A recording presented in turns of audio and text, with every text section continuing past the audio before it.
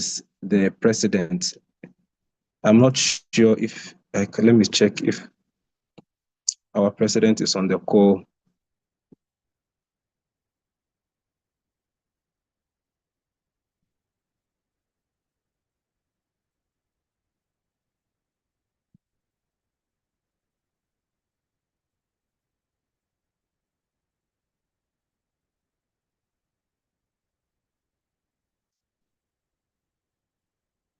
Okay.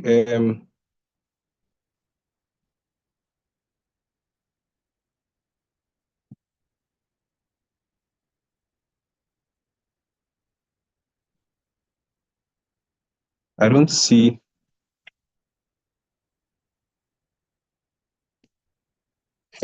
Dr. Hilda, please, if you're on the call, would want to hear a message from the president of PSG, Dr. Hilda Mantibia, if she is on the call. Otherwise, if there is any executive on the call, you can stand in for her so we can proceed.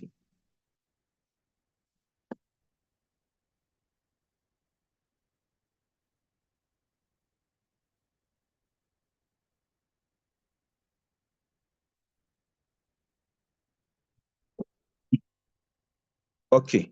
Well, I think we can still proceed, and then we'll take the message from the president subsequently when she's able to join us.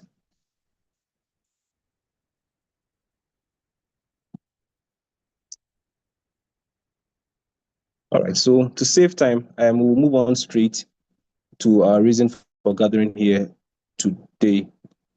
So we are speaking on the topic, the Acellular Pertussis Hexavalent vaccine, which is now the new kid on the block. Ghana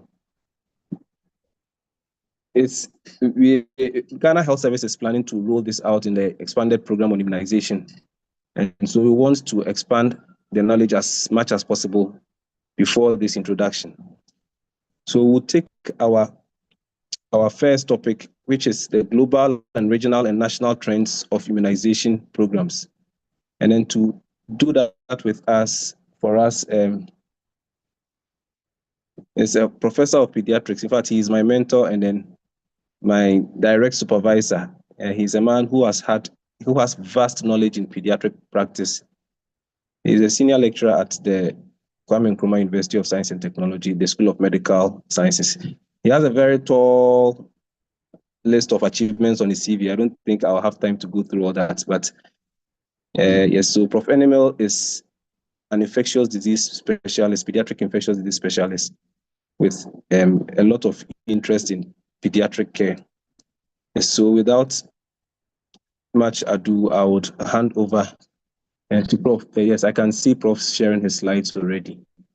So Prof, please, if you are ready, you can take over and then begin the first presentation for us. Thank you. Thank you very much, and good evening to everyone.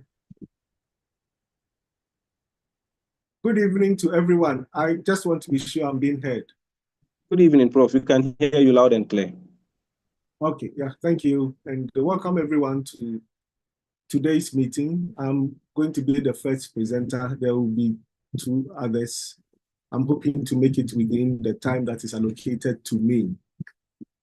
Thank you, Echo, and thank for the invite, the organizers, for reaching out to me to be part of this. For purposes of the connectivity, I would want to switch off my video for now. So we will go through global, regional, and national trends of immunization program. This is by way of the agenda for today's talk. We'll look at definition and importance of immunization. Then we zero in into the global trends, look at high immunization rate countries. We look at low immunization rate countries. Then we narrow down to immunization in Africa and the trends in Ghana, and then we come to an end. So immunization is the process of making individuals immune to infectious diseases through vaccination, enhancing their defense against illnesses, which is basic since the time Edward Jenner and team used the FEX vaccine is proved very beneficial. And for us, It's one of the game changers against common infections that would have otherwise devastated our children and influenced the trajectory of the country. So protection of health. Vaccines protect both individuals and communities by preventing the spread of infectious diseases. Immunization is crucial for preventing outbreak of infectious diseases, which can have serious public health implications. By preventing diseases, immunization significantly reduces healthcare costs associated with treating infectious diseases. So global coverage rate, as of 2024, global immunization coverage for essential vaccines using DPT3, measles, and polio stood, and there are standard markers for checking rates, and these are the typical vaccines. As we get to see, there are lots of vaccine programs rolled out, but there are specific ones that are targeted for purposes of reporting trends. It stood at 85% for children under 5 years. This marks a slight recovery from decline observed during the pandemic years of 2020 and 2022. So COVID-19, we know, has really, because there was lockdown. Ours wasn't long though, but global supply chains were affected. So for that matter, the rate dropped, but it's picking up. So DTP3 coverage, the coverage of DTP3 has seen a recovery reaching above 86%, although this remains below the pre-pandemic level of 90%. So we still have some way to go. Measles vaccination, and I'm sure most of us would identify with this. Measles vaccination rates are notable concerning, with 81% coverage globally, which is down from 86% in 2019. And we know we had a bit of our share of the trends. So we'll look at countries with high immunization rates, and United States, United Kingdom, Australia, and Singapore. They are the top 4 countries with very high immunization rates, and these, as undoubtedly, are all first world countries. So America has 94% coverage for DTP3 among children. We know issues with vaccine hesitance, which came up in the first term of Trump. I'm hoping that it doesn't become aggressive and support the anti-vaccine agents, because it potentially can influence the numbers. United Kingdom is doing 95% of MMR. Australia, DTP3 coverage about 93%. Singapore seems to be doing very well. And of course, historically, Ghana started with Singapore and Malaysia. So we haven't gotten here, but again, Ghana is considered as one of the best among the African setting. We'll get to that. So 95% across childhood vaccination. So Singapore is really the country that we can all learn from. So let's come to countries with low immunization rates globally. Nigeria, estimated DTP3 coverage is 57%. I mean, the disparity, someone is doing 95%, African country doing 57%, reflecting ongoing challenges in healthcare access and vaccine hesitance. You know, issues on Boko Haram, no-go area, and there's a lot of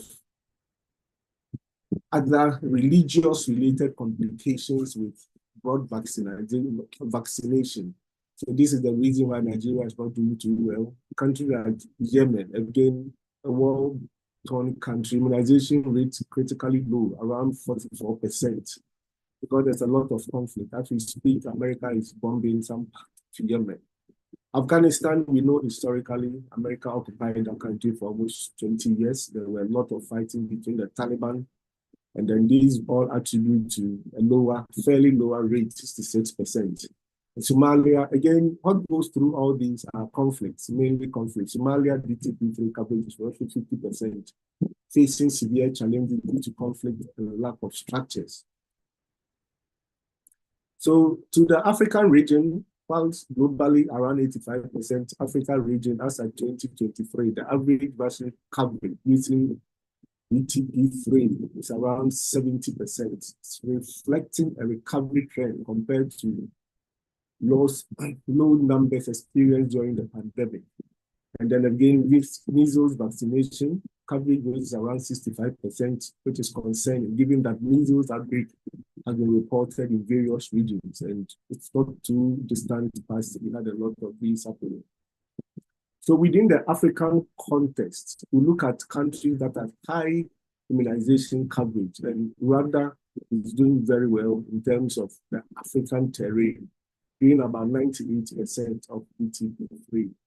Reasons for high coverage has a strong government committed to health. So that is the implication. The government wants the health of the people to be paramount, to be effective community health workers program.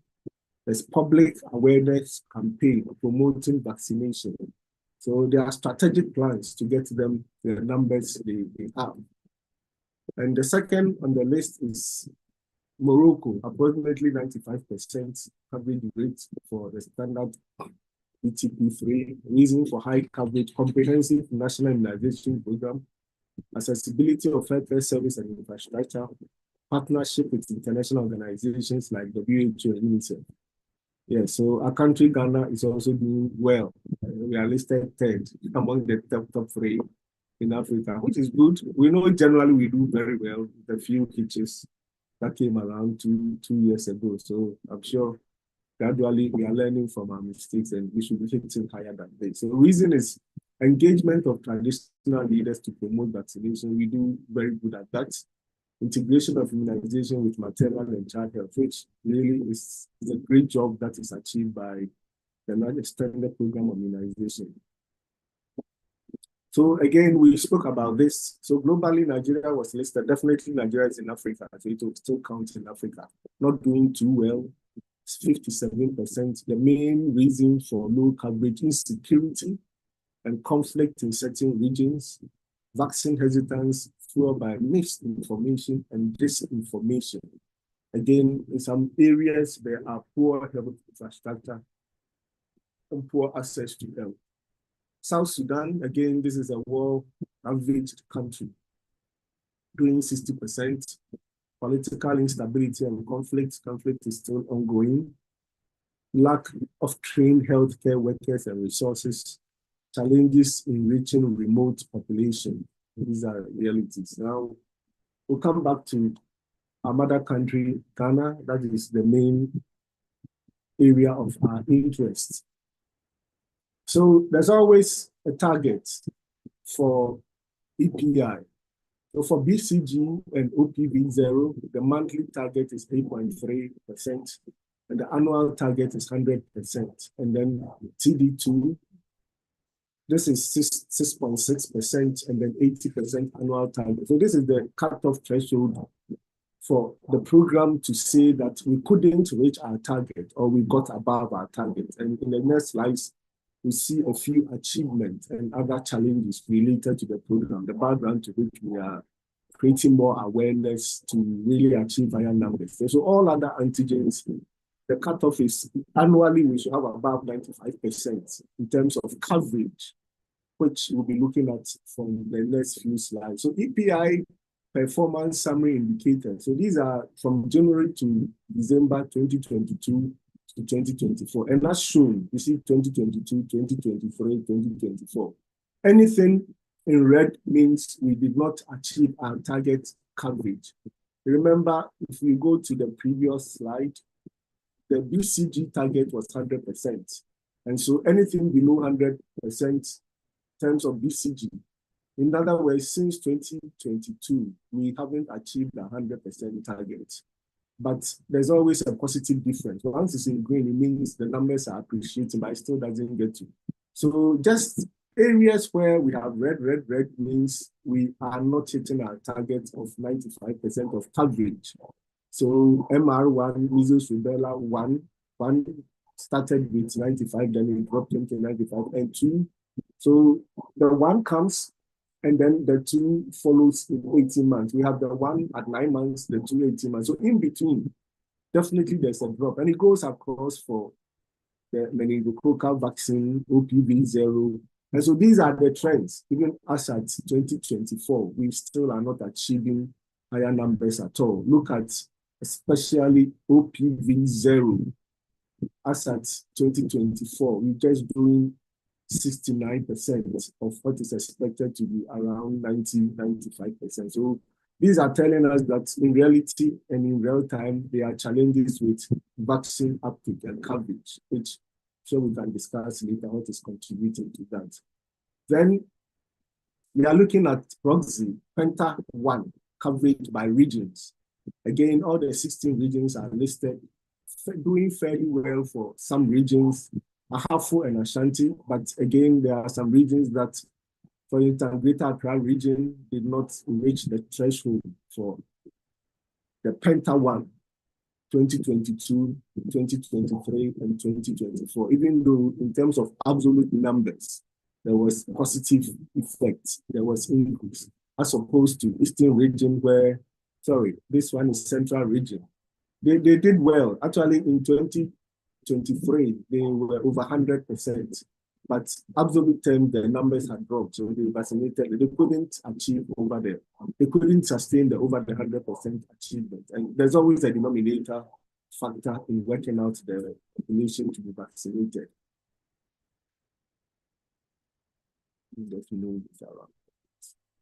Okay, so looking at, again, Penta 3 regional distribution, Penta 3, Penta 1, Penta 2, Penta 3, there are specific timelines for all of them. We know this is 6 weeks, 10 weeks, and 14 weeks. So 14-week vaccination. Generally, the trends in terms of greens are a lot, Ahafo achieving 2022, 103%, it's a bit higher. But again, in terms of differences, the absolutes were dropping along the line. So there's a more 2024, we see that some Bono, for instance, then Upper West, Volta, and Western North, they couldn't meet their targets A. So these are all things which the program brings out so that it informs regions that will need extra input, extra education, and extra support in terms of vaccination program. So comparing the Penta 1, 2, 3 over the period, we are looking at dropout rates. So looking at Northeast has one of the highest dropout rates. So as the years go by, we are getting reduction in the rates of participation. The absolute numbers seem to go down along the line. It's not too good. The Greater Accra seems to have the lowest dropout rates in terms of numbers, which instead of going up, they are coming down. But generally, in terms of the peaks, we have Northwest and then Savannah. Again, these are regions which we know there's more challenges within. There's a huge, vast land, and then traveling from one area to the other, population-wise, far distributed. So these are all challenges that can influence the uptake of the vaccines. So there's coverage and equity, Penta 3 coverage by district. So this is just the graph that is just giving us an idea of the distribution and the uptake of Ablekuma North, Gas Central, and Uforikro. So where the red dots is not quite visible on this, but I can see it better here. And then, so this is actually the Uforikro. It's hiding somewhere here. And then this is the Ablekuma, the Gas Central. And then, so these are regions, even though they are districts within regions, which may be doing well, but those are hotspots where coverage is not adequate. Looking at the red dot, it tells you there's a lower coverage in terms of what is it. The greener it is, the better in terms of per area covered by the National Vaccination Program. So OPV3, another very important vaccine that is given orally at 14 weeks. So you look at the general trend, and Ahafo Ashanti doing well, as at 2024, over 100%. Bono hasn't gotten it over 90% in 3 successive years. So again, for purposes of programmatic, we are able to look at it, investigate, do individual investigations, and then offer solutions to them. And consistently, Upper East, Upper West, and Volta have all been in red, which means that there are challenges with the immunization programs over there.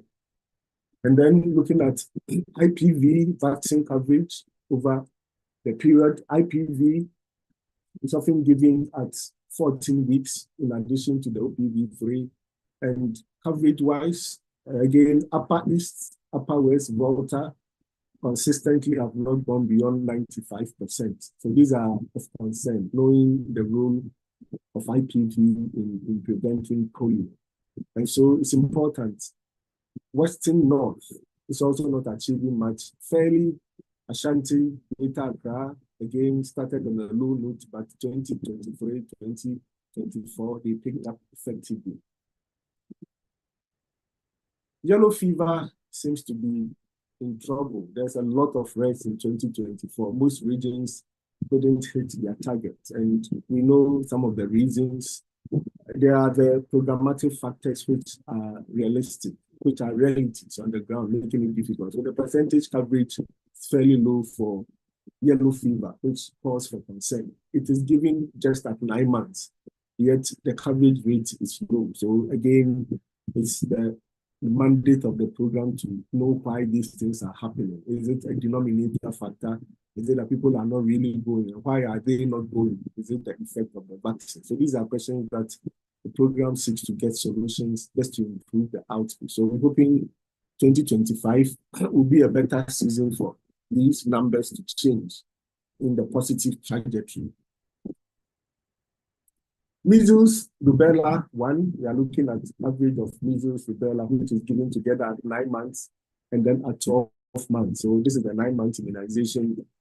Fairly greens, like the differences were all positive, but again, at 9 months, 2024, regions like Bono, Eastern, and then the 3 Upper East, Upper West, Volta, they seem to be consistently involved. And I know the program is taking out special interest in going into these regions to really find out the reason why. So there's monitoring and evaluation to really get to the bottom of why some regions are doing very well, others are doing poorly. And there's been discussion to use best practice in some areas to influence management or to raise the uptake in other regions.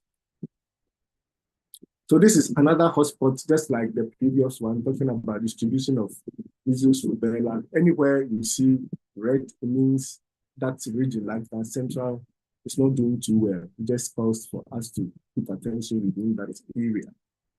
Now we are moving to the 18-month vaccination, the MR, which again, 2022, 2023, we didn't meet any of the 95% threshold, but some picked up.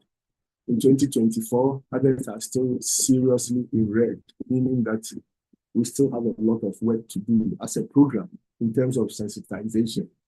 And again, we as pediatricians and as health workers, it's also our advocacy role here is to keep informing like we are doing. Very important that we work with the program, knowing where the challenges are so that we mount up ability for mothers to pick up. So the 1 uptake is better, it gets to 2, it drops. Naturally, it is expected, but it just means that there should be more advocacy on mothers and the parents bringing their children for vaccination. So similar pattern for measles, rubella too. Again, there are more hotspots here where vaccine is so low. K2 South, Adansi, Akrofrom, Ablekuma North. And so these are all spotted in red. That central is also part of it. And just tells us or gives us an idea that yes, even though a lot of places are yellow, not doing too well, it should be green. The greener it is, the better. But again, nationally, look at the yellow spots means we are not doing too well with the 2nd month 18 vaccination of the kids. So MR1 and 2 vaccine dropout rates, and this is a trend over 2022 to 2024. I mean, circled here is the North, which among those peaks, it seems to be one of those which the drop-off rate is fairly high on the average comparing across the other regions. And so in 2022 was higher, then by 2023 it's dropping, 2024 is dropped further. So the trend is always going downward for MR1, 2, and it calls for concern, because again, it just means that the rate of uptake is dwindling, but we wanted it to rather be going high rather than people dropping off along the cascade. So top 25 districts with greater than 2,000 unvaccinated children using MR2 as proxy in 2024. So again, these are districts distributed all over Ghana, but top on it is the Sagnarigu, which is doing more than 4,000 children unvaccinated, so counted. And then Kechi South is also following closely. Tema is among the 25, it is the least, but it is still significant because the numbers seems to be going high, even though the threshold is more than 2,000. So those that matter most are the BBNE and Yasubekwai and above. But again, the trend doesn't look too good in terms of dropout rates. Suspected measles cases and measles vaccination. So the trend has been increasing in terms of measles 1 coverage. It dropped a bit in 2021, 2022, then now 2024 is picking up again. But we all know the issues to do with some shortages of COVID also played some part around 2022. But again, suspected cases, the trends are going up a bit. It used to be higher in around 1994 thereabouts, because again, the immunization rate wasn't that high. But now that the coverage has improved fairly higher, 95% in some instances, the numbers dropped. And we all bear testimony that some trends are going high because of issues to do with the supplies, shortages, which we all witnessed not too long ago. So we're just going to look at some few factors influencing vaccine coverage. And as we saw from the previous slides, healthcare infrastructure. In Ghana, we are doing fairly well because we have a robust healthcare system. All levels are purely covered. And then immunization is at even level of the CHIP center. So everywhere you go, the public health, community health nurses are actively involved. So countries that have less structured instances, Nigeria, for instance, Somalia, they have extensive problem with that. So this one we do very well. Political stability, as it should. The more stable the country like we are, there shouldn't be challenges. Financial might be from a different perspective, but the more stable the country is, the more people can freely go about their things. I would not be surprised if the numbers from Boko, because of the conflict, will be low, because mothers will not be ready to send their children. There are rampant shooting and killing. So even within countries where there is a lot of conflict, pockets of conflict, the numbers will begin to show that immunization uptake will go down. Community engagement. Successful immunization campaigns often involve community leaders, healthcare workers who promote vaccine and address concerns. We have occasions where opinion leaders are themselves involved. Fathers take their children.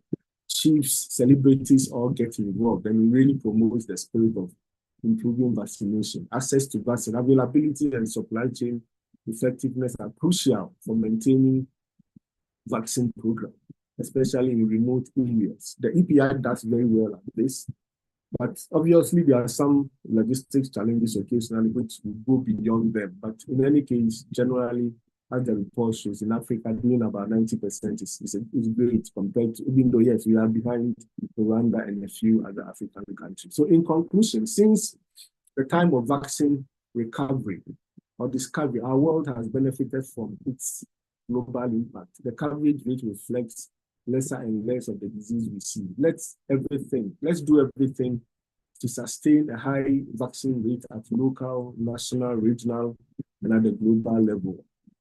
So most of the slides, the national ones, actually came from expanded program immunization, the Ghana program, who faithfully supported me with the information.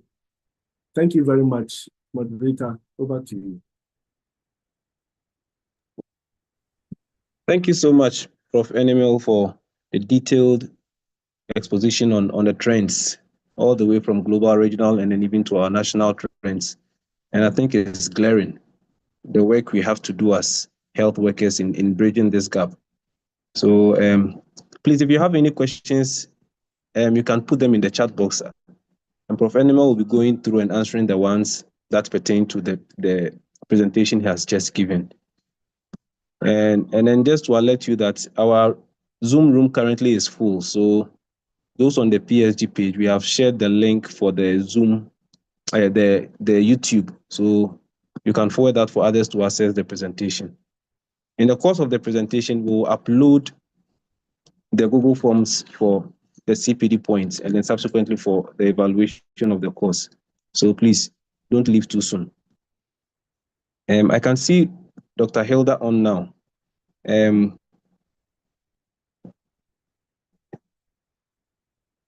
Dr. Hilda, please, would you want to give us a word, or we should finish with the presentation, then it will come at the end? I think looking at how kindly go ahead. Yes. Okay. Thank you so much. Yes. So maybe at the end we would hear a word from our president. Yes. So we'll move on straight to the second presentation. And then to do that for us is Dr. Adraina Asante, who is an experienced pediatrician who has worked as a doctor for almost 20 years and has in the pediatric space for close to, in fact, more than 15 years. She is a specialist, infectious disease specialist in pediatrics at the Greater Accra Regional Hospital, and with a lot of passion.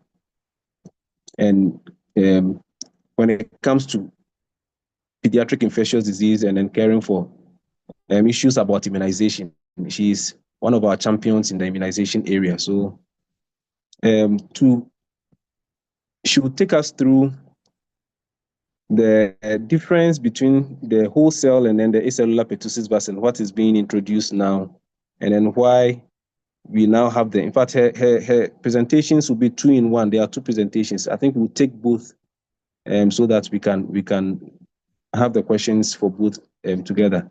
So the first one will be the differences between the whole cell pertussis and then acellular pertussis vaccine. And then the second one will be why the hexavalent vaccine, and then what is new about that. Okay. So as she prepares to, okay, she's already sharing her slides. Dr. Adraina, if you could put it in slideshow for us, be grateful. All right. Yes. So please, whenever you are ready, you can please take over. Thank you. Okay. Thank you, Echo. Can you please hear me? Yes, please, loud and clear. Okay. All right. Thank you so much. And good evening to everybody. And thanks for being here with us. So Prof. Animal, my senior colleague, has set the stage for us to have a good discussion about vaccination generally, especially in our EPIs. And there are new things that are coming up. So it's up to us to also update ourselves and know exactly where we as advocates of children also come in. So this evening, we'll be talking about the pertussis vaccine, whether we actually even need a change at all in what we are actually doing now. So pardon me if some of the slides are familiar from the AGSM. I mean, the information is almost the same thing, but I'm hoping that this time around we'll have a more discussions after I'm done with the presentation. So, okay. So that's the outline of my presentation.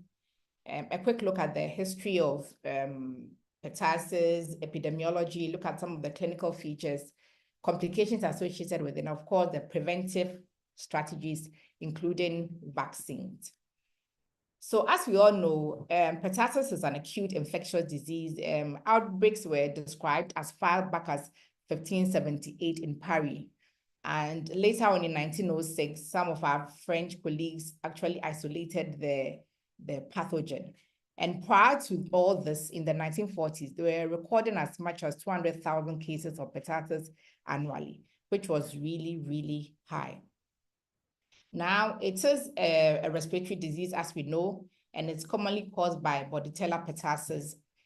Less commonly, we have other species of Bordetella like the Parapertussis and the Bronchoseptica that also can cause mild disease. And transmission is by respiratory droplets. Incubation period is about 7 to 10 days. And it's usually an endemic disease, so it's found in particular areas, but then you can also have epidemics occurring. Now, when it comes to pertussis, the highest incidence of the complications and actually the case fatalities are seen more in infants and especially in the neonatal period.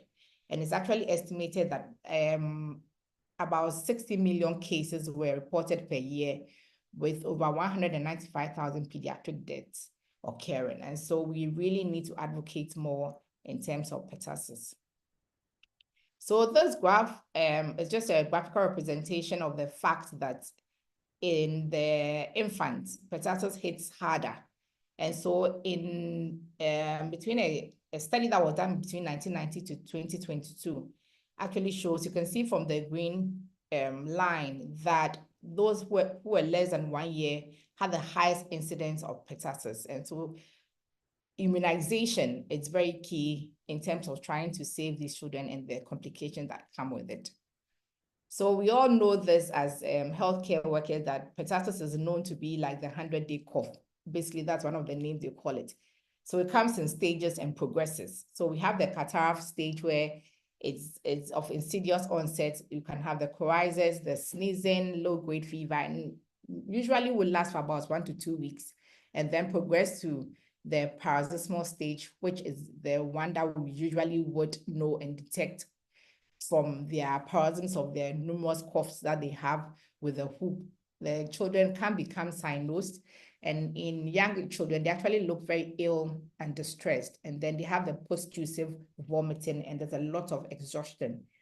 And this stage would usually last between 1 to 6 weeks, and then progress to the convalescent stage where they are recovering. There's a very gradual recovery, and this can also last 2 months. So basically, pertussis can go on and on and on, and it can be very, very distressing. Complications that may arise include secondary bacterial pneumonias, and this, again, the infants are the ones that are hardest hit. So a study that was done with data from 20 to 2017 by CDC actually showed that pneumonia occurred in about 13.2% of all the reported cases of pertussis. And amongst this, 18.6% of the patients were infants less than 6 months. And neurological complications that can arise from getting pertussis is seizures, encephalopathies. They may be dehydrated. You can also have pressure effects like pneumothorax. They can actually have like rectal prolapse from all the forceful coughing that is associated with pertussis. Treatment is by supportive care, and so those who need oxygen are given oxygen, CPAP for supportive ventilation. Treatment or management is actually with antimicrobials. We give a 5-day course of azithromycin, and they respond quite well to this over the years. So to prevent all this from happening, of course, good hygiene is very important. As we've said earlier, it's by respiratory droplets, and so cough etiquette is important, hand hygiene is important. I mean, we can never go away from hand hygiene. I don't think COVID has done enough. It looks like now we've sort of just forgotten about hand hygiene, but it's important. So good cough etiquette, hand hygiene, general IPC, very important in prevention. And for those close contacts of the patient, they are given post-exposure prophylaxis of azithromycin as well. And of course, vaccination. So this is going down the line and trends of how the pertussis vaccine has evolved over time. So in 1914, that was when the whole manufacturing of the pertussis vaccine started in the USA, where they had about 6 manufacturers coming up with the vaccine, and they were actually licensed by and given the go-ahead by the American Medical Association. And that was a wholesale pertussis vaccine. Now down to 1940, this vaccine was now combined with tetanus and diphtheria to give you like a 3-in-1 vaccine, just to make it convenient for vaccination. We'll come to the importance of combination vaccines. So in 1981, there was the introduction of the acellular pertussis in Japan. And this acellular pertussis actually used a purified form of the components of the Bordetella pertussis. And in Japan during the 1981, they actually used it for their primary vaccination and their boosters as well. Come down to 1986, efficacy trials were done, 2 major ones were done. They assessed the acellular vaccines and realized that they had a very good efficacy and efficiency. And so in 1991, in 1992, US also picked up the phase 1, phase 2 trials on 13 acellular vaccines. And finally, in 1991, FDA licensed 2 of the acellular vaccines to be used. So we realized that we've come through a long way from 1914, where we were using the wholesale, to 1991, where some countries have now adopted the acellular pertussis vaccine. So why the change from the wholesale pertussis to the acellular pertussis vaccine?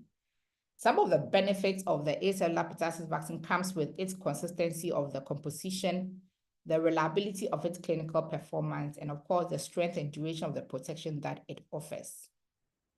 So in terms of the manufacturing and formulation, as I said earlier on, in manufacturing the acellular pertussis, it goes through a lot of advanced manufacturing technology. So in my own words, I say it goes through a lot of purification. So they take a bit of the pathogen, and that bit is what is used to produce the vaccine, as compared to the whole cell, where they are taking the whole cell, as in the whole pathogen, and using that. So in the process of purification that the acellular pertussis goes through, it takes out a lot of the reactogenic material. So there's low residual endotoxin levels. So in a vaccine where you've gone through a lot of purification, you realize that the immune response and the adverse events that comes with it is less, as compared to a vaccine that uses the whole cell with all its endotoxins at very high levels. And of course, we come to realize that the more reactogenic or the more adverse events a vaccine has, it has implications for vaccine hesitancy. And that would also reduce your vaccine coverage. Already from what Prof. Enimo had told us, we are doing well, but there's still more improvements, more room for improvement. And so we need to go for vaccines that have less side effects or adverse events through their reactogenicity. So acellular pertussis seem to fit that box of being more purified, less endotoxin levels, less reactogenicity.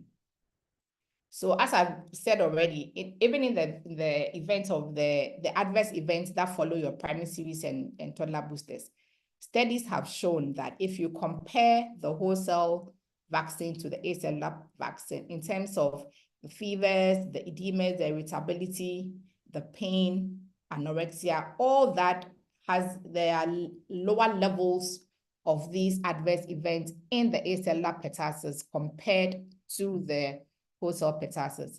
And even in the serious adverse events, although these serious adverse events are very, very, very, very minimal, they hardly happen.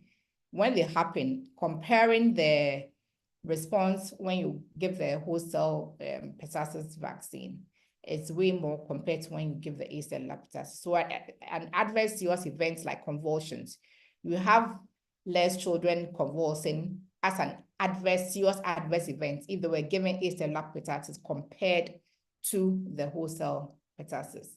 So this paper shows some of the studies that have been done in the various places. So in Canada, for instance, when they switched from the wholesale pertussis to the acellular pertussis, they showed that there had been a significant decrease in the number of children who actually respond, who come back with febrile seizures from the vaccination that they had been given.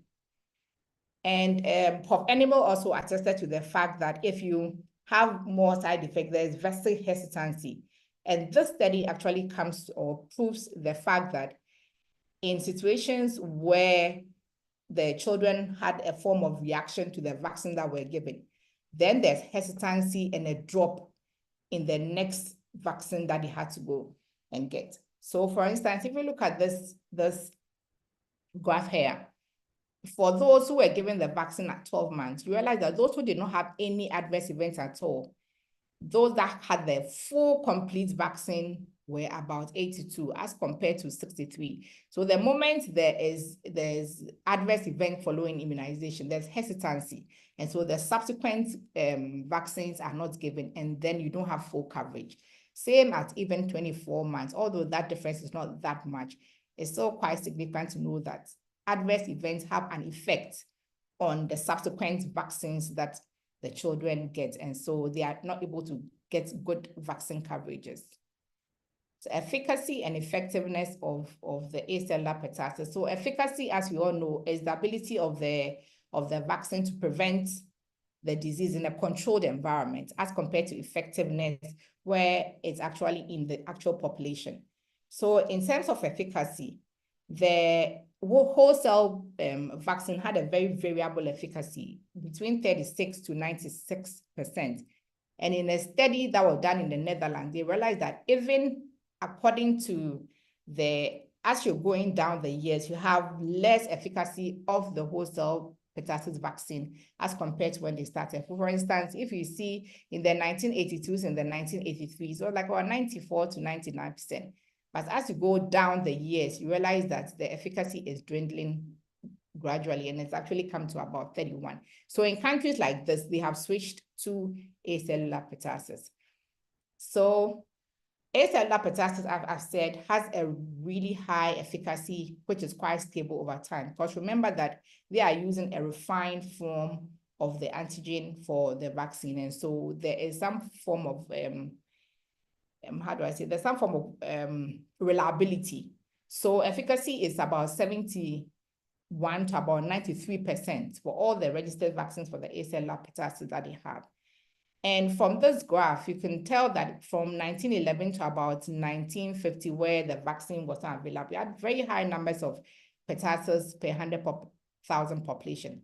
Then they introduced the whole cell pertussis vaccine, and then there was a drop in the numbers. But with time, remember there was the waning efficacy of the vaccine. And so they started having, again, increasing numbers of the pertussis. So they introduced the acellular pertussis vaccine in 1996, and that gave a significant drop in the number of cases of pertussis that they were getting.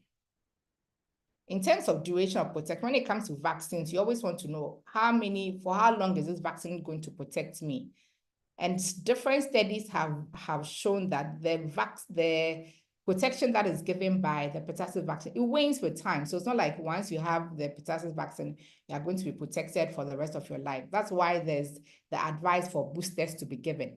But in terms of comparing whole cell to the acellular pertussis, it's quite comparable. And this is actually shown in this graph where you realize that the slope is almost the same for both the acellular pertussis and the whole cell pertussis. But we should always remember that the pertussis vaccine does not give lifelong immunity. Now, when it comes to vaccines, you're always worried about our preterm. Should I not give this small little baby? We are always worried. But various studies have actually shown that the acellular pertussis is safe to be given to preterms. And it's also because of the fact that it's less reactogenic. And so the effect of it is less on the preterms as compared to the whole cell pertussis that we are currently given.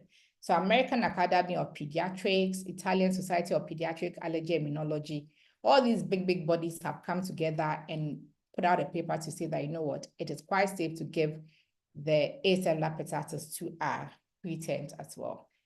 Vaccination always comes with cost, and I'm sure Prof. Enime will be in a better position to tell us all about the cost. And so question is, we talking about acellular pertussis, is it actually going to bring us more cost in terms of country programs? But South Africa has already introduced the acellular pertussis in the form of the hexavalent. And from one of their papers that they published, they made us aware that it actually comes out cheaper because of other logistics that comes with giving the acellular pertussis, which is part of your 6-in-1 vaccines. So it's not all gloom and doom. There is still that window for us to also look at in terms of cost. And we'll come to that when we actually talk about the hexavalent vaccine. So this is another study that was done in Canada that's also brought out the fact that even when you're given the acellular pertussis, the cost comes down cheaper compared to the whole cell pertussis, looking at side effects, adverse events, once you have less adverse events, you always have less people coming back with issues, and it cuts down on your healthcare. So this is a WHO paper on the vaccine recommendation for the acellular pertussis. They recommend it at 6 weeks, 4 weeks, 4 weeks, so 4 weeks interval. So just like we do at 6, 10, 14, that is recommended. But then they also recommend a booster at 12 to 23 months, and then at 4 to 7 years as well, because we should remember that the pertussis vaccine does not give lifelong immunity. So in summary, I want to say that the acellular pertussis has a good safety profile from the studies that has been done. It is less reactogenic due to the processes that it goes through, and hence the adverse events that follow immunization is definitely less. It has a high and consistent efficacy from studies that have been shown, and it's also cost effective. Thank you very much. Okay. Over to you, Mr. Moderator, whilst I try to start my second presentation. Thank you so much, Dr. For the meantime, please, the CPD points, the Google Forms for the CPD points have been put in the chat, the chat box, so you can please fill the forms and then with your correct details so you can claim your points. And thank you so much, Dr. Adriana. It's been a great exposition and then a wonderful presentation. I think I don't see so many questions, so I'm very sure people have really understood both presentations.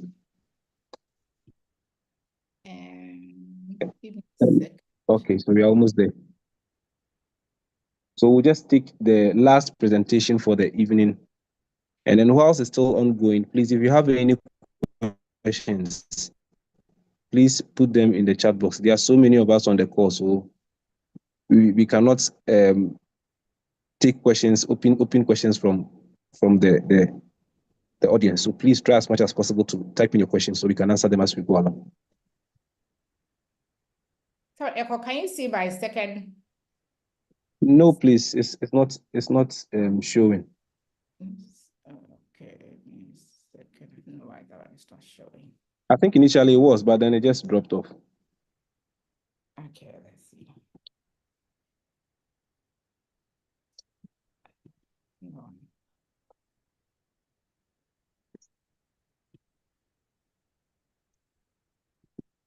Okay. Can you see now? Yes, loading. Yes, please. So it's showing now. Okay. So if we can put it on PowerPoint, then we can begin. Okay. All So right. this is a quick presentation on the hexavalent vaccine. So hexavalent vaccine is really not a new vaccine, just that in a part of the world, we are yet to take a look at it and see how feasible it is to actually start using it. So this is a quick introduction to our hexavalent vaccine. So it's a combination vaccine, and it's called the 6-in-1, just like we have the Penta, which is the 5-in-1. It's been introduced in Europe from the 2000s. South Africa started using it in 2014.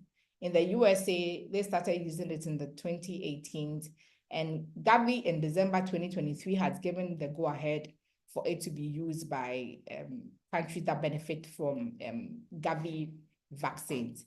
And so now, I mean, the way is open for us to sort of also try and see how feasible it is to use it in our APIs. Okay. So the hexavalent is just like, as I said, it's 6-in-1.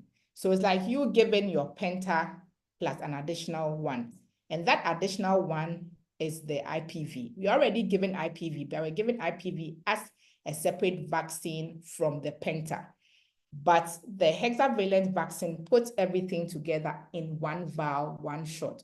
So it's diphtheria, tetanus, pertussis, polio IPV, hepatitis B, and Haemophilus influenza type B. So as I said, it's not entirely new.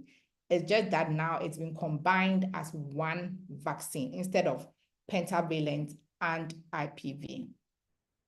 So the efficacy and safety of the hexavalent has been studied in different meta-analysis, and they realized that The safety profile is very good. Now, remember that as I said earlier on, the European countries actually started using this in the 2000s.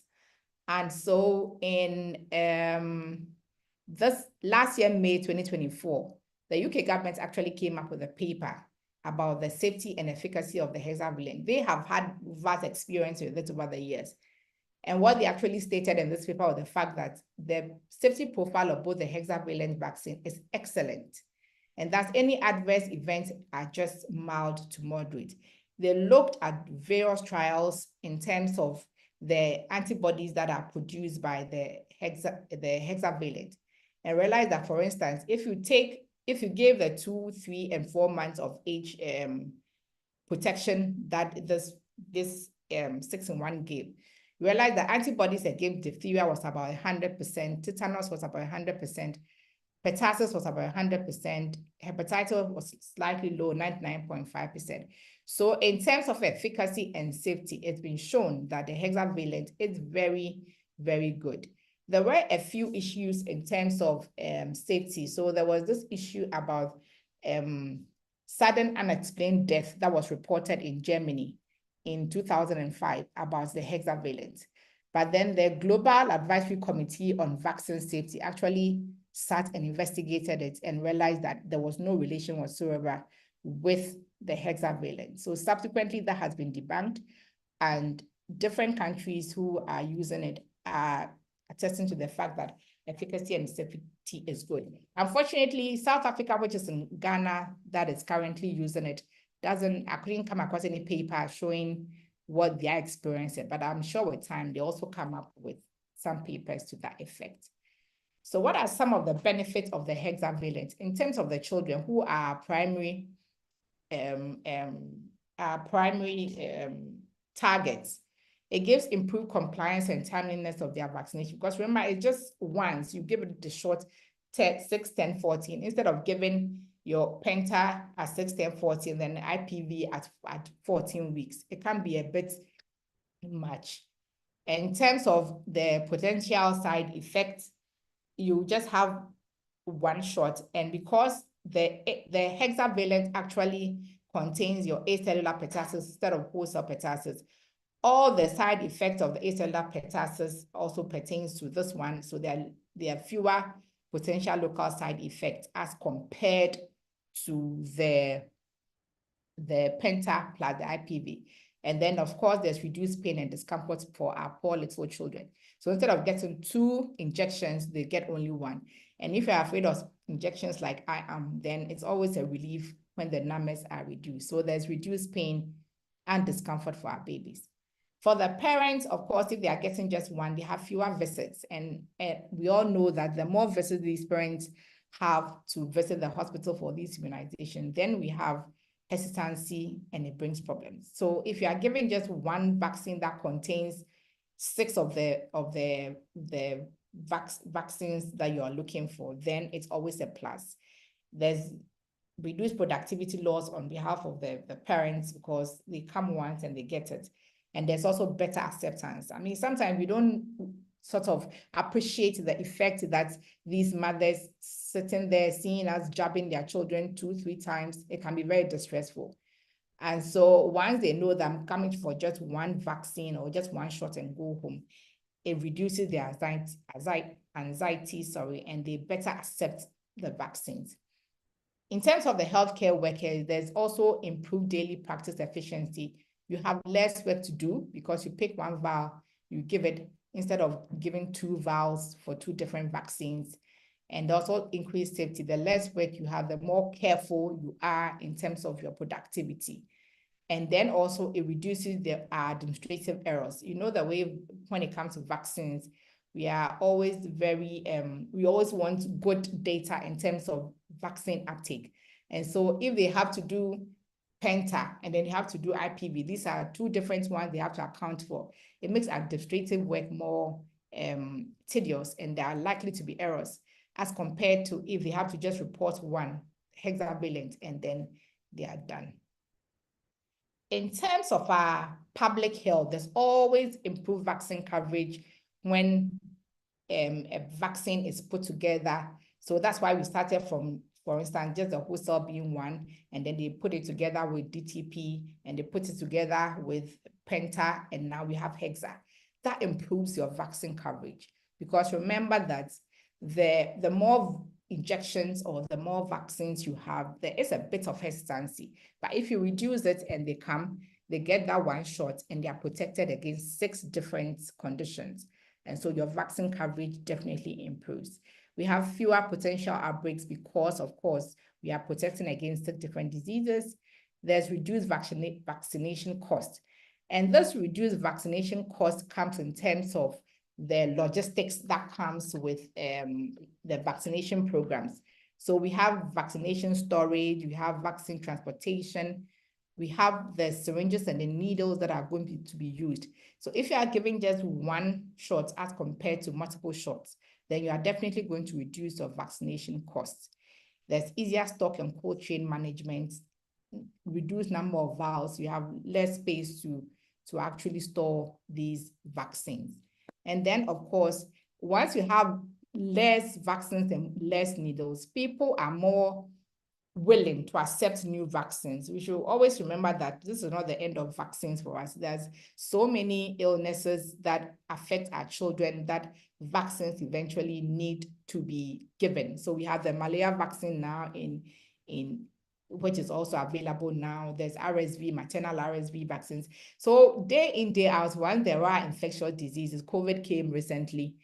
So once there are infectious diseases, there will be definitely the need to work on new vaccines. And so the less you have in terms of putting them together and giving one shot, the better is it for people to actually embrace new ones that you bring in. So this is the proposed schedule from WHO about the hexavalent. And now we should remember that when it comes to the schedule, it's more of country programs, so that you need to think about incorporating it into your already existing API. So WHO does not always cast it in stone, but then they give the leeway for you to sort of manipulate it as a country to be able to fit into your programs. But this is what they had recommended, that for the hexavalent, it's also given 6 weeks, 10 weeks, 14 weeks. That is 4 weeks interval from the 6 weeks one. And then they recommend a booster for 12 to 23 months. And the boosters are always, as I said, it's country dependent, depending on your strength and depending on other factors. Then the boosters are brought in and it's recommended. So thank you very much. This is a brief one on the hexavalent. I'm sure we'll have more interactions as the time goes by and as API programs actually think about bringing the hexavalent on board as well. So thank you very much. Mr. Moderator, over to you. Thank you so very much, Dr. Asante. I think in the course of your presentation, a lot of the questions I'm seeing in the chat box have even been answered. Very elaborate and very concise. So, and thank you once again. So I think we have exhausted our presentations, and I can see Prof. Animal answering most of the questions in the chat box. So those ones that have been answered, I would not bother to mention them. So I'm just going through to see the ones that have been missed. And I think there are specific ones for Dr. Adraina as well. So I'll just fish those ones out. Yes, and just to let us know that the CPD, the Google form for the CPD points have been posted in the chat box. So please do well to fill them so you can claim your points. It's been posted there again. I mean, so yes. So let me see this. There was this question for Dr. Adraina.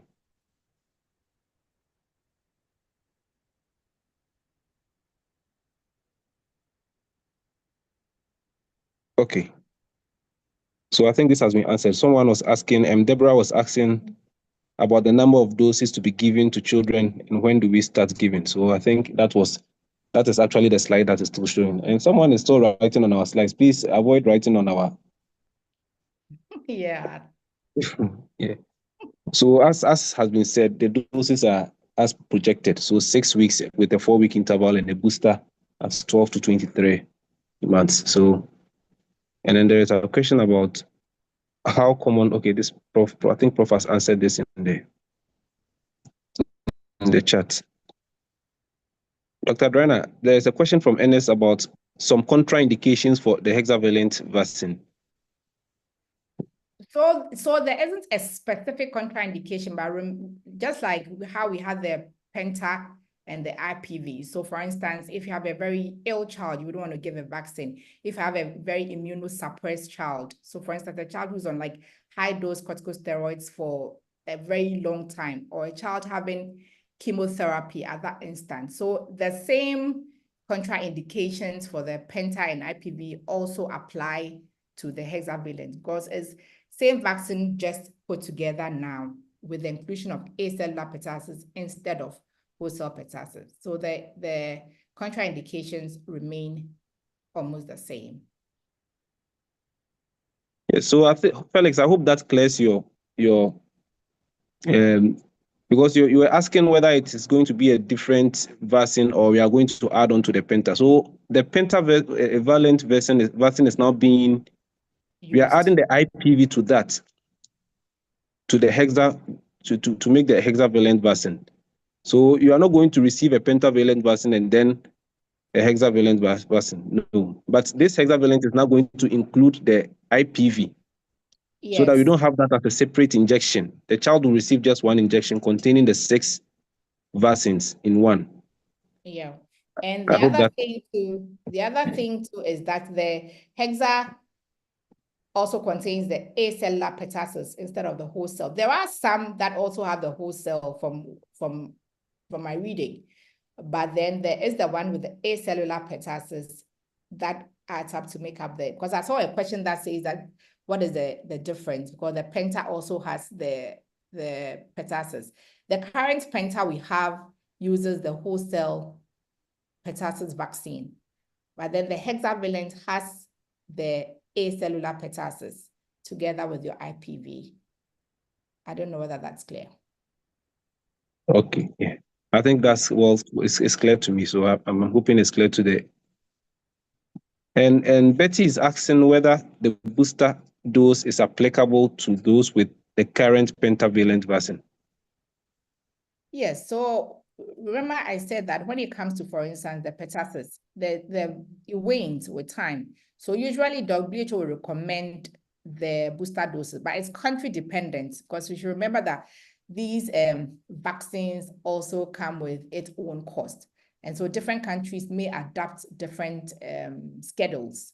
So boosters are definitely advised in terms of even what we have. So for instance, if we have the DTaP, so we have the DTaP that is supposed to be given against diphtheria, tetanus, and pertussis as boosters at 4 to 5, and then at 11 to 12 years. But these are all country dependent.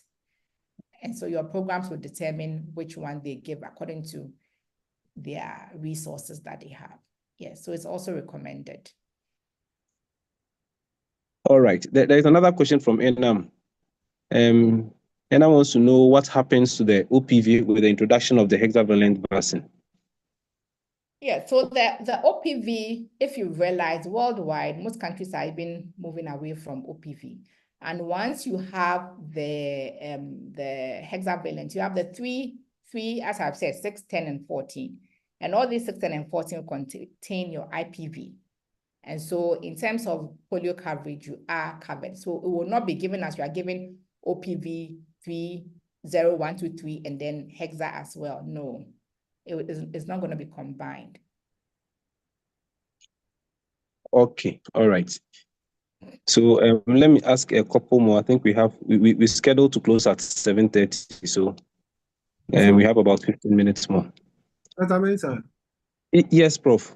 Okay, so let me just, there's a question. When is this vaccine going to be released into the system? So let me just try and answer that and then bring in a point that Rainer had made earlier in terms of cost of vaccine. So yeah, the vaccines are for business, they are expensive, but countries normally go through a group or organization called Gavi. There's Gavi Alliance, Global Vaccine Alliance. And they sort of mediate, raise funds to cover the cost so that it doesn't come at a huge cost to countries. But the reality is Gavi also has its limit because, again, more countries are coming in, more vaccines are being introduced. So Gavi has a policy called co-sharing, where the countries must also make commitment to pay some amount. So as your income increases in terms of moving from lower to upper middle income, those things, there are some calculations that factor into how much the country must contribute to make the vaccines available. And again, some of these shortfalls at country levels is what has been contributing to the apparent shortages that we do. Because again, Gavi would want country to make a commitment that this is what we can bring on board just to cover the cost of the vaccines. So that was for the previous comment made by Adriana, specifically to this. For any new introduction, there's the National Immunization Technical Advisory Group, which is more of a group that advises the government through the Minister of Health. So NITAG would normally look at all evidence, as in the efficacy of the medication or the injection or the vaccine for that matter, because these things will come to the group. And then they will look at all the side effects, the public health implication, cost implication. So it's normally detailed.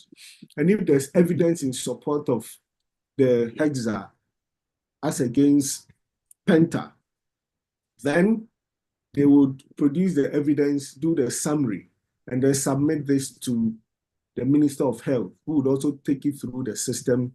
And then once it's agreed at the level of policymakers, then there's the plan as to how to fund it, not only in the immediate, but in the long term. So it gets to the level of government and agencies and partners in terms of how to make this available. And that is how new vaccines are introduced. It goes through a lot of rigor before it's finally accepted, and then it becomes part of the EPI. Okay, thank you. Yeah. Thank you so much, Prof. Dr. Adriana, please, were you adding something? No, that's my all right. Okay. has said it all. Yeah. There are still a couple of questions, but I have just been notified that, some are joining on YouTube. So for the few questions that keep recurring, probably I'll just mention them, the ones that have been answered in the chat box, so that for the sake of us asking about the contributing factors to low uptake of yellow fever, and Prof answered in the chat box that yes, the availability of the vaccines and access are the main drivers, and other reasons generally are maintaining the cold chain. So those are still the issues we have with low uptake, especially for yellow fever in this case. And then Dr. Amra was also worried about asking about the concerns that some parents, it's been in the news a lot about autism and then new vaccinations. Yes, and then Prof rightly answered that, this keeps coming up. We hear it so many times, and it leads to vaccine hesitance. But so far, we've not established no casualties have been established for the vaccines we are using currently in Ghana. So, Echo, it is no causality. Causality. No causality. Sorry, yes, no causality has been established for the vaccines we use. So, they are genuine concerns, but in our setting, we don't have any causalities. And then there was another question about whether we have had a case of pertussis in Ghana. And then, yes, Prof answered that we have had suspected cases, but none confirmed yet. Okay, I think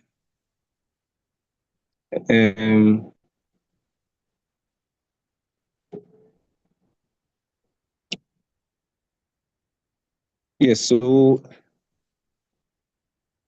I think most of the other questions have been answered, even though they were already answered in the box, have also been answered here. So let me see if there are new ones. So So there's a question about if a child received the pentavalent vaccine at 6 weeks, can he or she receive the hexavalent vaccine at 10 weeks and 14 weeks?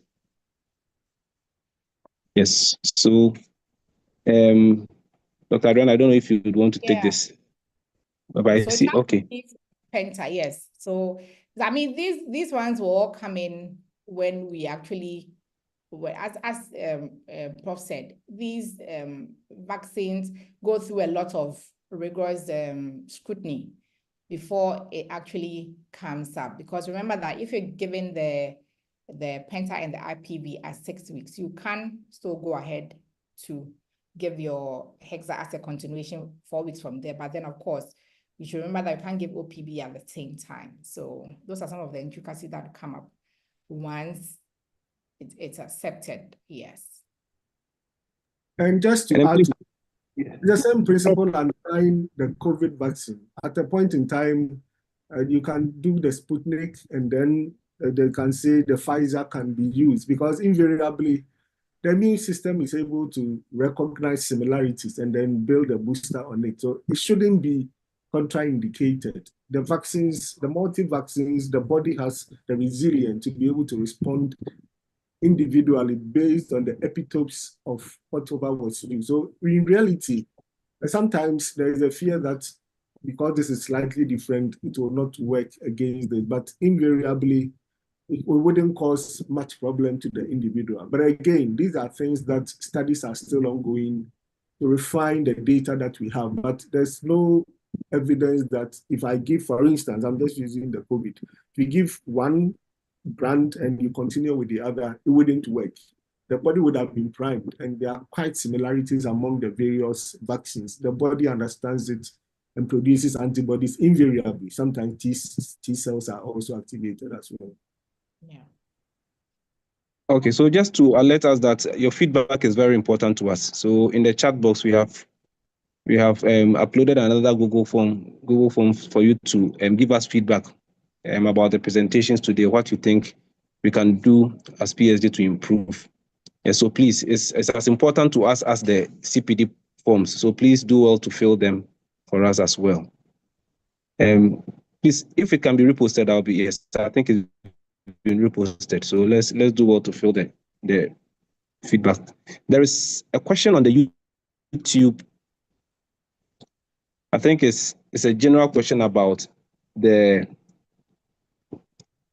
Alma Gabriela wants to know if there are side effects to vaccination and how do we address them as clinicians or health workers. I think Dr. Adriana probably spoke about this. Yes, I mean, she did. So I don't know if Dr. Adriana, you'd want to just reiterate on what you said about that. Okay, so basically the common side effect that we all know, pain at the site of the injections, the fevers, irritabilities, somnolence, excessive crying, and there are some particular vaccines that may give some severe adverse events like convulsions. But these ones are very, very rare. They hardly happen. That's why they're called serious adverse events. They hardly happen. And so if you compare the side effects of the Penta to the Hexa, remember they're almost the same, just that it's just now 6 in 1.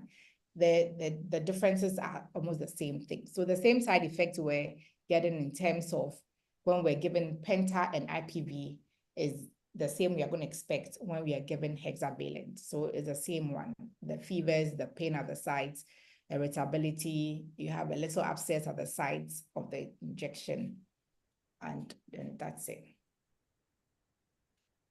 Yeah. Okay. Yes, and then Jeremy also, this is, well, more political, but will the shutting down of USAID affect the new vaccine distribution in Ghana? I think I'll leave that to Prof to answer. Yes, I think so too.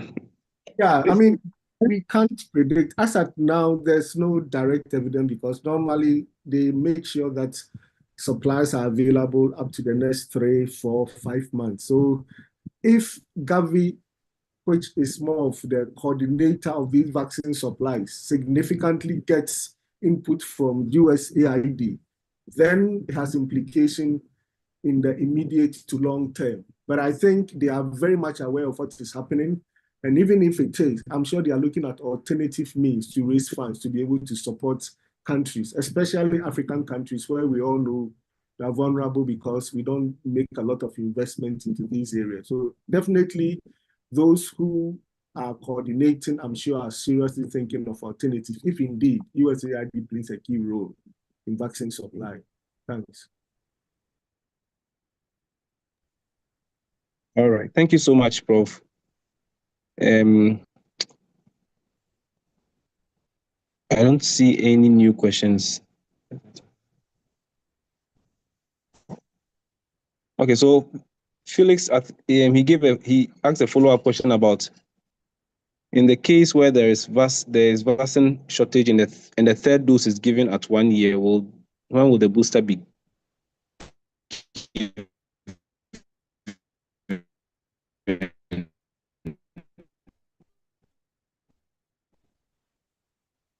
Hello, Echo. Okay, I don't know if this, yes, please. Please, Sorry, can you Echo, hear me now? I couldn't hear you, no. So I can Yes, hear you now. Yeah. Okay, Felix was asking that in the case where there is vaccine shortage and the third dose is given at 1 year, when will the booster dose be given? So usually the boosters are given about a year to 18 months after the initial one. So they usually say 12 to 23 months after your primary series. Mm-hmm. So that is the interval. So you give your primary series, and then after that, 12 to 23 months after, you give your booster. The booster. Yeah. Okay, yes. So I think, all right. So I don't see any new questions in the chat box. And then let me check the YouTube as well.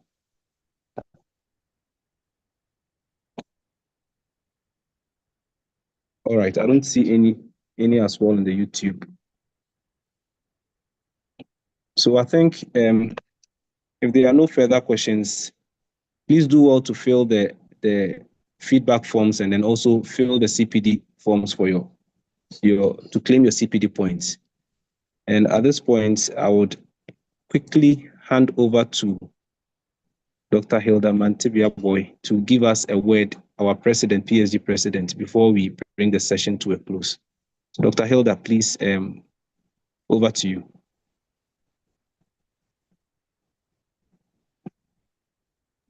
Yeah, hello, good evening, everyone.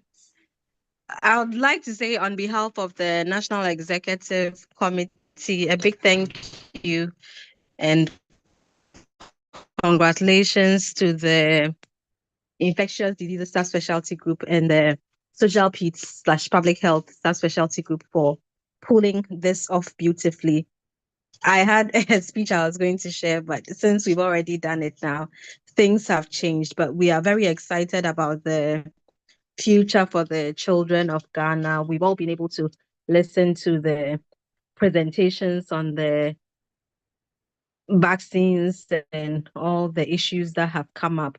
And this feedback is very good for us, so that if we have any request in regard of making a recommendation or so, we know what the general feedback of the members of the Pediatric Society of Ghana and the healthcare professionals working in Ghana are, so that we can factor that into whatever we do.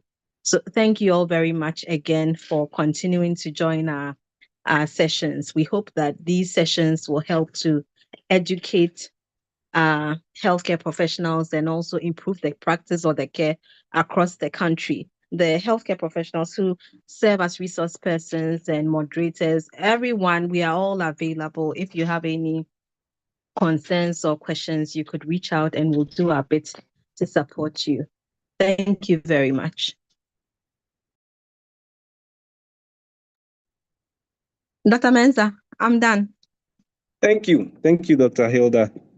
Yes, and then just so that, please, the CPD points, the forms will automatically not accept any further input if you don't fill it before the meeting ends. So please do well to fill the forms for the CPD. And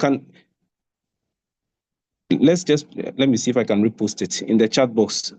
And Gloria, if you can do that for me, I'll be grateful, so that those who are here to fill the forms, because I'm seeing complaints about some complications in filling the form. Dr. Strebo, I hope you've been sorted, because otherwise I'll send it directly to you. So I think a few are facing challenges with filling the forms, but if you have any challenge, please send us direct messages so that we can.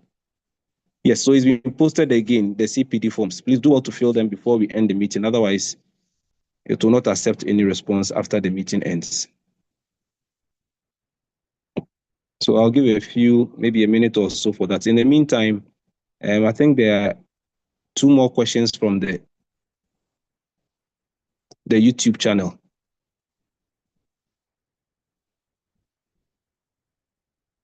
So is asking, his autism response came across a bit diplomatic in phrasing. Are there settings where causalities has been established or specific predisposition, or generally no causality? Prof, I don't know if you'd want to take this.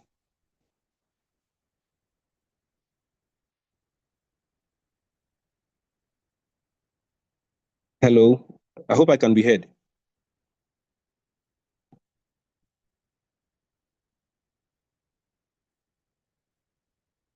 Hello.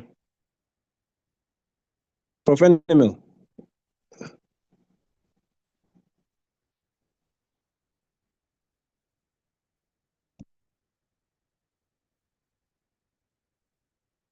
Hey, please, can I be heard? Can anyone give me feedback? And Yes, Dr. you Adriana, can. if you can. Hello, Okay. Echo, we can hear All you. right. Okay. It was Okay. echoing a bit, but we can hear you now. All right. I think probably Prof. Animal may have is facing a few challenges because he's unable to unmute. Okay. I'm sorry, please ignore him. This is son. Dr. Adriana. Okay. Okay. Dr. Adriana, please, I don't know if you'd want to take that Yes. for the meantime to Prof. About the causality between the vaccines and autism. Was that the question, Echo? Autism, yes. If I mean, we are saying there's no. Yes, please. Yes, so I don't know of any paper that has actually said that there's actually causality, because most of the information you have on the autism and the vaccines come back to the fact that there hasn't been an established causality. There's some form of association, but there hasn't been an established causality. So I don't know whether there's any new information concerning that. The previous ones, as Prof said, there hasn't been any known causality. Yeah.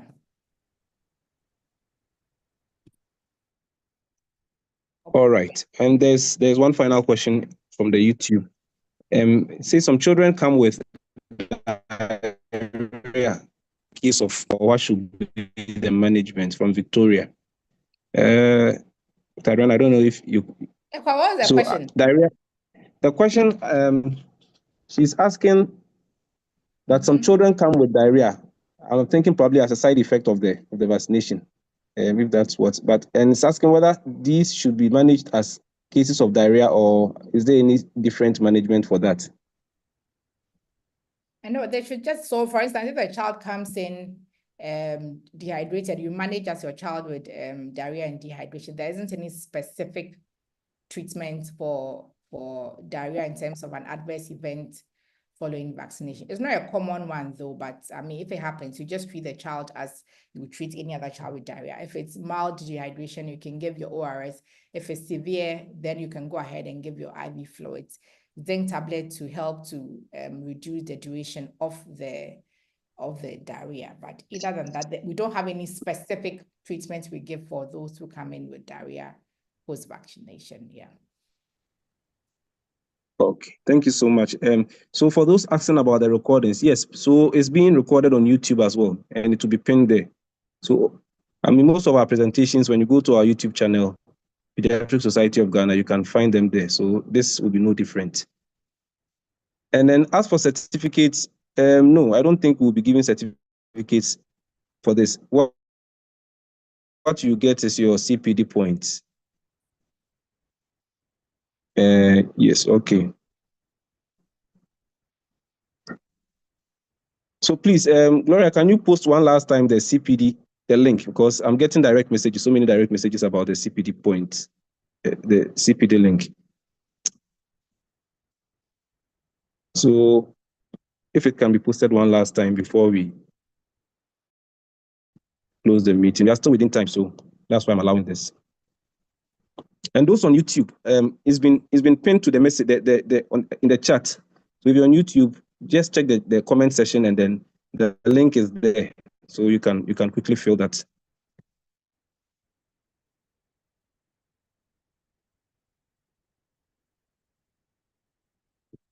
Okay. So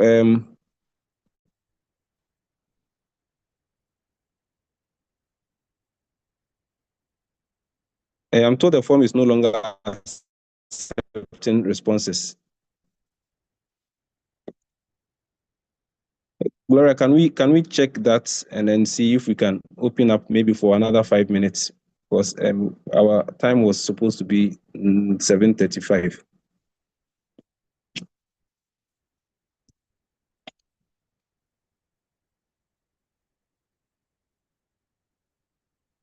Okay, so maybe we will try that and see if it works. But otherwise, I think we've had a very fruitful session, and then very insightful.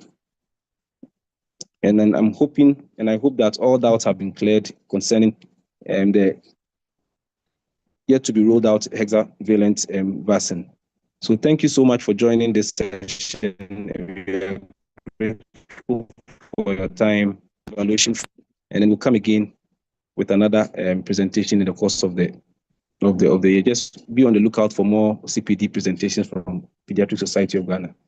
So we'll end with a closing prayer. Lord, we are grateful for the meeting, for how successful everything has gone. We pray that you will help us to continue to help these children in every way possible, in Jesus' name. Amen. Okay, so have a good evening, and thank you for joining. Bye-bye.